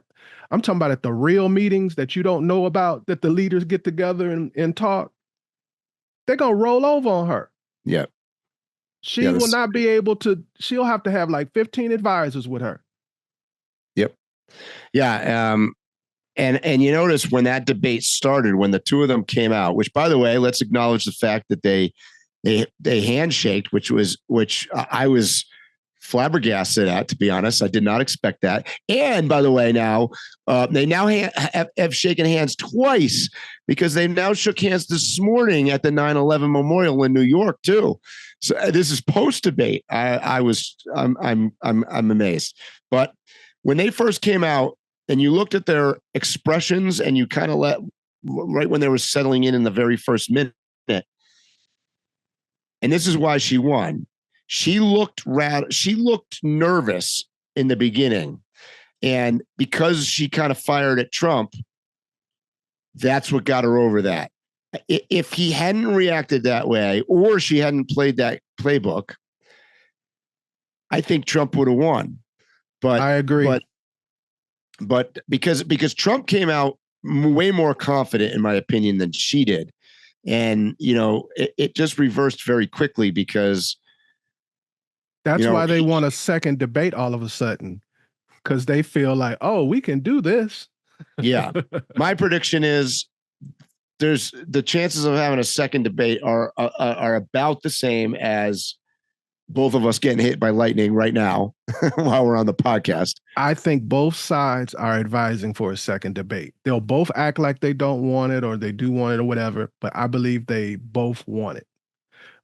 Possibly. They both left stuff on the table. Oh, yeah. Like all the answers. There was no answers. So we left everything on the table. I mean, to be honest with you, if from a purely non-biased standpoint, if you watch that whole debate like we did, yeah, I think you got to the end and didn't know any more than when you started. We didn't learn anything. Did we? Not if you've been keeping up with what's going on. No. If I had decided to keep up with politics up until about 18 months ago, and then I just didn't pay attention for 18 months, I still know everything that's going on pretty much. Yeah. And then positions haven't changed, nothing. No. And the one sense I did get was that Trump hasn't changed. I mean, that probably nobody's surprised by that comment. What I'm concerned with is that she's portraying that she's changed, but I think she's lying. When she says that she's going to allow fracking and that she's, not against handguns or gun control. And she's all these things that she said. I just don't buy it. It was very clear to me that they were both, more her than him, but they were both completely playing to Pennsylvania, as I stated before. She even said it a couple times, like here in Pennsylvania or Pennsylvania. Like that debate was for Pennsylvania. I believe that. I also think that another reason why Trump would want to get back in there with her is because Harris kept, every time they talked about what's happening right now, she immediately was like, let's move forward and do something different. He needed a catchphrase, or he needed something where he kept hammering back. But you're here now, but you've been here 3.5 years. See, I would fire all of his debate preppers. I don't know what he did. He didn't seem prepared.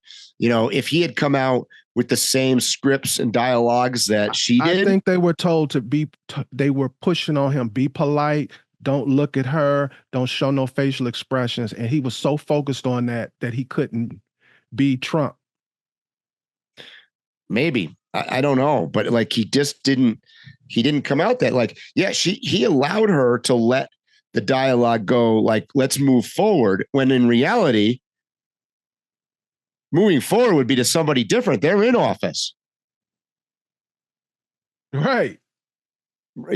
So that's what I'm saying. They need to come up with some kind of wording where every time she says that point is made. And he did not have his Trump catchy things. He didn't even, by the way, he didn't even name call from a standpoint. He didn't call anybody Sleepy Joe, or he had no, he was off his Trump game. Every question he was advised. Yeah, maybe. But every single question that was asked of Trump, he somehow answered about talking about the border. It was amazing. What do you think about healthcare? Well, there's 100 million people coming across the border. It's like, what? Anybody that's an hourly worker, anybody who has no more than a high school degree, well, at this point, a high school or associate degree, they are hearing him every time he says the border, because those people's jobs are in jeopardy. They already can't find a job, and then you bring 1 million people over the border. So that was a good point to keep hammering home to the everyday Joe Blow. He didn't answer the question when they asked why did he shoot down the bill when they were going to do a border reform. He didn't answer that question. Why do you think he avoided it? Well, the theory is, I don't know if this is true or not. The theory is that, he wanted to, as she said, make this a campaign issue. So, solving it before the campaign. How can she make it a campaign issue? She need to not talk about the border. Well, and that's another thing is he might have brought up the border at every single waking moment of that debate, but he didn't do a great job of conveying to the audience that she was supposed to be in charge of the damn thing, and it's been a mess. I don't think he did a great job of pinning her to the problem. Yeah, because he used terms that if you're not watching CNN or Fox every night, he called her the border czar. Right. Most people don't even know what a czar is, let alone she was the border czar. Yeah. So, and by the way, she didn't answer that question either, because I asked her about it. And she, diverted to something else too. That sticks out to me when we were talking to Reyes on the podcast, and we were talking about how you speak simply and at a 5th to 8th grade. They both were using a lot of words and terms and different things that were, the average person is just going right over their head. And I think unfortunately that was in hindsight now was one of the things. I think you just made this pop into my head though, but I don't think that either one of them did a great job of communicating to your average Joe. There was a lot of discussion about a lot of things, but really when it comes down to it, elections are about the average people. And what are you guys going to do to help me buy eggs and gas and have health care and all the rest of this stuff? And none of that was really answered. They were really off on a whole mess of tangents, both of them. So if we're in agreement with that, that means that the majority of what was said was going in one ear and out the other. So if the average Joe is watching the debate and we agree on that, then most of their decisions about the two of them are off of what they see. So I go back to, you're watching Trump, looking down the whole time, and she's looking at him like, you're crazy. That's a lie. What? So that animation in her, I think, is probably one of the most powerful things that she did. Yes, but it also has been memed out. I've seen that on social media already too, where they're using it as this is not presidential with all her weird expressions and laughs and stuff. So it could go both ways. But I hate to say it, but I'm learning that people aren't sophisticated like that. It's sophisticated people who understand and get the point of those memes. Yes. And the other thing is we watched the entire thing and then studied it and looked at, things this morning and polls and all this other stuff. That's not what most people do. I mean, I would say the average, they'll give you an assessment of how many people tuned into the debate, but that doesn't mean they watched the whole thing. They tuned in, they watched it for 5 minutes. They went and got the sound bites. I just don't think a lot of people probably watched the whole thing and tried to analyze it. And I want to address a conspiracy theory that's going around about the audio. She had the earrings. Have you heard about that? Did not. There's a product called Nova H1 audio earrings, and they're saying that those pearl earrings are the ones. So first, for those, I'm going to give both sides. And this is not just me. And I'm an audio person, but I actually talked to some audio people that actually educated me on some things. Like one, we all agreed that the earrings were not some kind of audio device.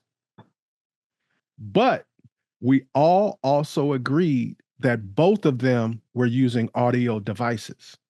This was all of our professional opinion. And what I learned is that a lot of the people running for president and stuff like that, they don't need an earring. They've got this thing that's almost like gauze tape that they put on the back of your ear, and it vibrates off of some kind of bone or something. I don't know what I'm talking about. I'm telling you, somebody way more professional, way more knowledgeable told me. There's some kind of bone in your ear, and it literally, it vibrates it. It goes past the ear and goes directly to that bone that makes sound in your head. Okay. And they're used all the time. And the consensus is both of them were using those or some form of. Well, so I could tell you, if Trump was communicating with his team and I was his team, I would have been like, focus. Here's your 5 points. Focus. If you watch it again with the idea that they're both listening to people, you'll see head nods that don't match up to what's going on. Like they'll just kind of, and they didn't mean to nod their head, but you can see that they're hearing something. And like I said, this is not just me. This is 3 and 4. Is me and 4 other people. We all came to the same consensus, and we all do sound, and we're used to how people react and everything. And we were all 100% that we think that both of them had audio devices. Well, I don't know how I feel about a conspiracy theory, but what I will say is, and I think that has happened at most presidential debates. I'm about to say, at the level that they're at, with the technology, particularly that the U.S. government has, which both of them would have access to. Yes, that was mentioned. I mean, of course. I mean, that's not like, this is not James Bond here. This is higher than James Bond. So could they have devices like that? Could they be communicating from other rooms? Yeah. Mike, you said the James Bond thing. She could literally go to a warehouse. You know how in every movie they got the warehouse and the guy's got the flamethrower tucked in the suit and all I of love that warehouse. Yeah. She could literally probably go to some warehouse like that and be like, oh, I want that. Yeah. Him Yeah. too.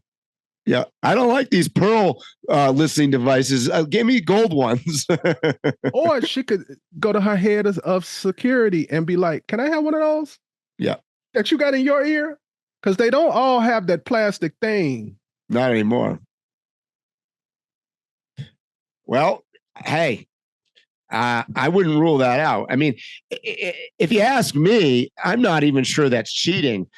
In this, it's sort of like I'll use a comparison of professional cycling, which by the way still goes on. But we could even go with the Lance. Let's go with the Lance Armstrong years for the sake of argument.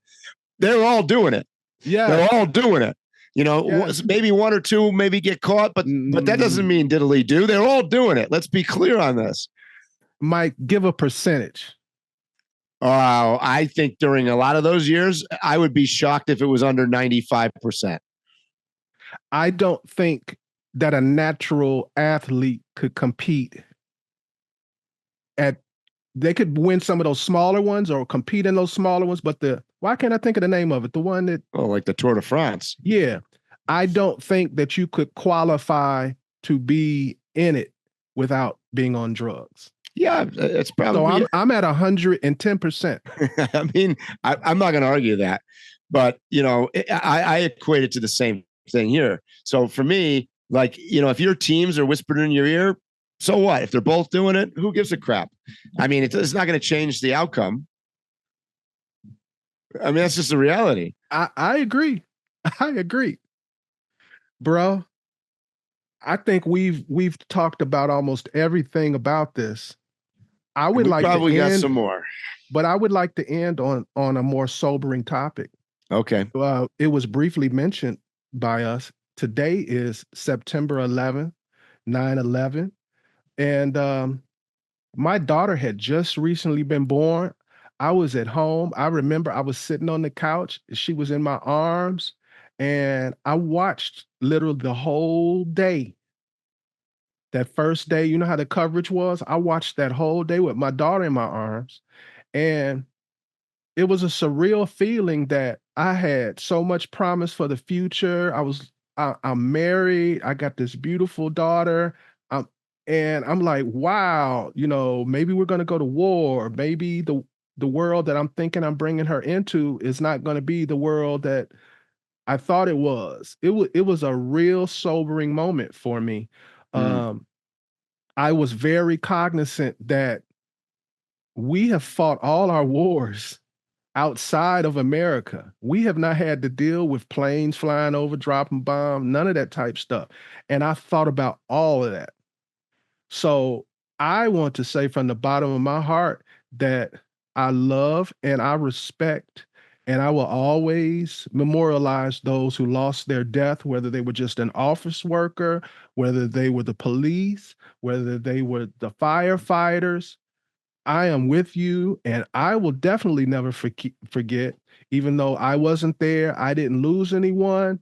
It was at a very monumental time in my life, and it's connected to that, so I'll never forget it. There are things that I did moving forward in my life, the way I prep, the way everything that I do, what I do with finances, all came from that day. Yeah, it's one of those things that is etched in your mind forever. Being like you, I watched it. In fact, you know, I think we watched it for forget about one day. It was probably weeks. We were glued to that TV after that happened, and it was a